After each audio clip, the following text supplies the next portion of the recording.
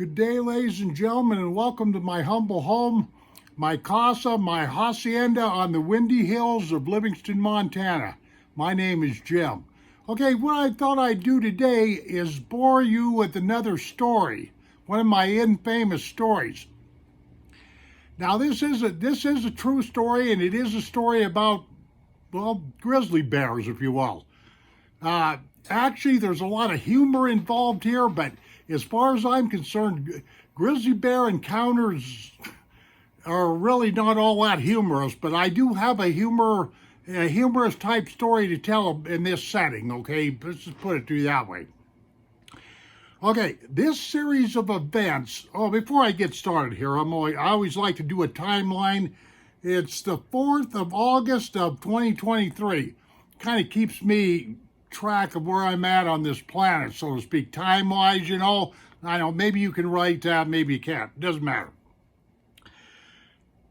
This particular incident happened in the summer of 1969. It was either the summer of 69 or the summer of 70, but I'm pretty sure it was the summer of 1969. This grizzly bear encounter, this situation, I was not witness to it, but this happened to my best friend in high school. This fella is just salt of the earth type of guy. He just simply would not make up a tale like what I'm about ready to tell you. You know, nice guy, my best friend, and all that kind of stuff, you know. So when he told you something, he's one of these kind of guys, when he told you something, you could just about bank on it, you know. There wasn't any of this, gee, I wonder if he's lying, and, you know, that kind of deal, you know. Not anyway, this friend of mine, I want to kind of make tribute to him because he's dead now. He died a few years ago. His name is Greg Harding. He used to live up, and when he passed away, he was living up in Ronan, Montana. But the Mission Valley is what that area is called up there. And the reason why I say that is because the Rocky Mountains run right through the Mission Valley. That's through St. Ignatius, Ronan, Polson, Montana. You can just Google all these places up in the northwest corner. And so they refer to this area as the Mission Valley. Even though it's the Rocky Mountains, they call them the Missions, you know. That's just what the locals do. Now, let me tell you what, ladies and gentlemen, right off the get-go, this is prime 100% grizzly habitat. There is no ifs, ands, or buts about it. When I was a kid, I would, if I remember correctly, which I do, there was somewhere between, I would say, 2 to 4 to 6 people that got mauled every summer up in that neck of the woods, up in the Mission Valley. And, you know, we were all of us grew up there bear aware. I did a video here the other day preaching about that very thing, about being bear aware, because it's not some kind of a joke. These animals are out there and they rule these woods, and they got, the problem with the grizzly bear is they got a bad temper.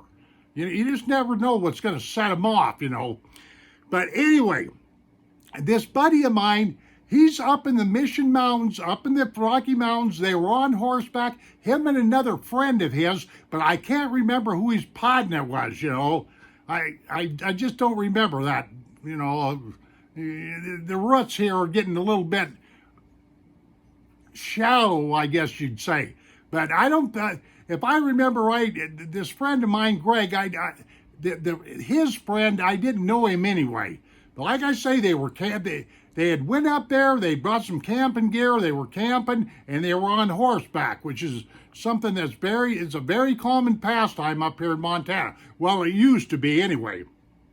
Okay, this is what Greg told me happened. I'm kind of dragging my tongue here, hoping to stretch this story out a little bit, because it's a really short story. I really, you know, it can be told in 2 minutes instead of using 12 minutes, you know. But anyway, Greg said that they'd been up there for a couple of days, probably up at some lake or whatever have you. In fact, I know that's what he said they were doing. And on this one in particular morning, they get up and they decide that they better horseback ride on down the trail and come down to the Mission Valley floor there and end their little fun up in the mountains. So that's what they were doing. They're making their way out of the mountains. And the way the story went, this buddy of Greg's, okay, they were on horseback. This buddy of Greg's was ahead of him, and Greg was in back of him like that, single lane file. And there's a reason why I'm emphasizing that. And Greg says they're just trotting along. They're not they're not running their horses hard or nothing. They're just trotting along. And all of a sudden, Greg said he heard this rustling in the brush right in back of him. Kind of off to one side of the trail, kind of like some brush breaking and everything. And he looked back there, and he got to looking around, and all of a sudden, he seen a little blackish brown fur ball that rolled down this hillside and right onto the trail. And this little ball of fur just so happened to be a little baby grizzly bear, a cub grizzly bear. One of them cute little animals that you don't want to see. I can guarantee you. You do not want to get mixed up with a grizzly bear, with a female grizzly bear, a sow they're called, and her cub, her offspring. You just don't. You're in a very vulnerable place. This is exactly where my buddy Greg Harding, this is exactly where he found himself. Because once that bear rolled down this little hill, rolled out of the brush onto the trail, Greg told me that bear was probably like only about 10 feet in back of his horse, the back of the horse's legs and hooves and all that. And next thing he knows, out of the brush, like a freight train, here comes Mama. Wouldn't you just know it? I mean, she's hell-bent for leather.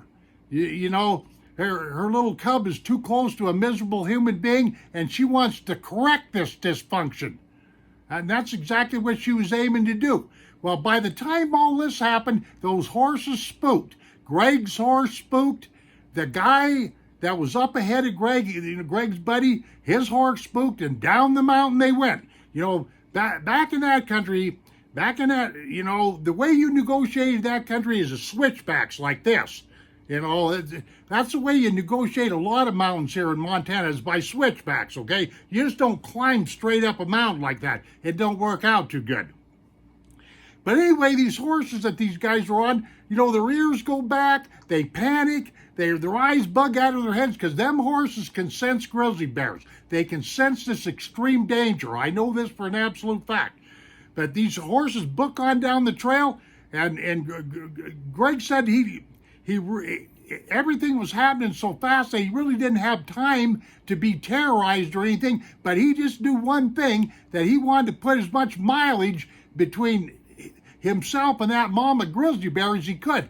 But here is the funny part of this story, if there's anything funny about this, but you have to take this a little light, folks, I would if I were you. But Greg says he's galloping along like this, and he looks up, and his buddy is turned around in the saddle, and he's got a 6-shooter. He's got a .44 Magnum. And this guy is pointing. His friend is pointing right at Greg's face. Greg said he wasn't he's only a few feet in back of his horse. But so here's Greg. Now this is really stuck between a rock and a grizzly bear. Really stuck between a hard place and a grizzly bear. Greg looks back over his shoulder, and that grizzly got as close as, Greg told me, probably only about 4 or 5 feet from the back of that horse's leg. Because there was no doubt in my mind that grizzly bear was wanting to reach out and slap that horse's leg and because a grizzly bear is strong enough to knock down a full-grown horse. They sure are. But here's Greg with this grizzly bear bearing down on him in back of him, and he turns around like this, and his buddy, is about half drunk. Oh, that was another thing, too. They were, I forgot this part. They were having a little libation on the trail. You know what I mean? They had a bottle of whiskey, and they were taking a few nips. Now, I knew the Harding parents real well, Greg's parents, and Warren, the dad there, he probably didn't mind his son having a nip. I'm sure his mother didn't, because his mother was a very Christian woman, but that's neither here nor there. The situation of it is, they had a little libation, they had some whiskey they were nipping on, and Greg tells me that his buddy is kind of looped, and he's got one of these things going with his 44 Magnum. His buddy has a 44 Magnum. Greg said he had a 357 Magnum. And of course, Greg is, got his 357 Magnum out, and he's kind of trained back there on that bear. But like I say, just stop and think about what I'm saying. Grizzly bear bearing down on Greg in the rear, and a drunken buddy up ahead of him like this. I don't know about you folks, but I can guarantee you that's definitely being stuck between a grizzly bear and a hard place, or a grizzly bear and a six-shoulder, or whatever you want to call it. Now, you're probably wanting to know what's the end of this story. Well, there's an end to it. They go on, the grizzly bear chases them on down the trail, probably, Greg told me, probably not much more, about a quarter of a mile, no more than a half a mile, and those horses were so spooked that they imagined that they were able to keep ahead of that mama grizzly bear and basically outrun her, but she was probably not trying all that hard. She was probably just trying to spook them bear or them horses and get them, the guys and the horses, out of her domain. It's just that simple, So that the grizzly bear gave up the fight and did not attack, did not knock the horse down, did not attack my buddy Greg. They didn't get bucked off. Greg's buddy, it's amazing that he was able to hang on, because the way Greg, you see, this story is secondhand. It was told best by coming out of Greg's mouth, not my mouth. But you guys are listening to a story that's 50, 60 years old, so there you are with all that. I'm doing the best I can. I was not there. I wasn't on that camping trip, but I can definitely imagine how Greg felt. Like I say, his drunken buddy, with the 45 like this, waving it all over the place, loss of motor control, and then a grizzly bear bearing down on his rear. But they made it out okay, and all of that. So I don't have any horror stories to tell, but I always remembered that. Now, I've got a lot of grizzly bear stories. I've had people on my channel here. Some of my subscribers want me to tell a few stories, and I will. I've already told a few. And this is what I'm thinking about. That's the end of this story, ladies and gentlemen. But if you like what I do here, you might want to go back on my index and look at some of my files and sign up for my program here. I won't bite, okay? Give me the thumbs up, thumbs down, comment, give me comments, do whatever here, So, I'm just an old honyaker up here in Montana in my old age trying to have a good time. The society doesn't seem to be having a good time now, does it? In my humble opinion, anyway. But that's the end of this story here. Take care of yourselves, and we shall see you on down the trail. Adios, my friends. Boop.